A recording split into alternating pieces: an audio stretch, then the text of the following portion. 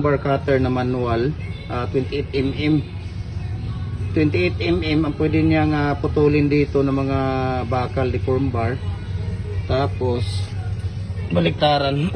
Baliktad mo nga to kuya. Ibaliktad mo na kuya sa kabila. Baliktad mo. Ayan. Anong brand dito kuya? Kapado? Yes. Ayan.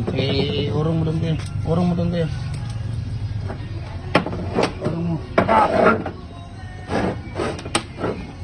Oh, okay na yan. Ayan.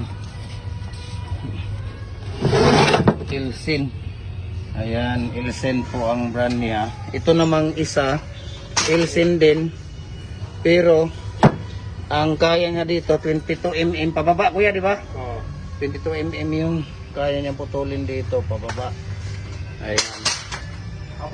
So ito yung mga ginagamit natin sa paggawa ng pins concrete post. So pag gagawa tayo ng pins concrete post, kailangan natin ng bar cutter. Manual ang maganda para hindi tayo malugi, no? Kasi pagka kuryente, cutting days at saka kuryente, magbabayad pa tayo. So dapat manual lang gagamitin natin. So ito po siya, bar cutter para sa ating pins concrete post na factory paggawaan natin. Ayan, thank you so much for watching.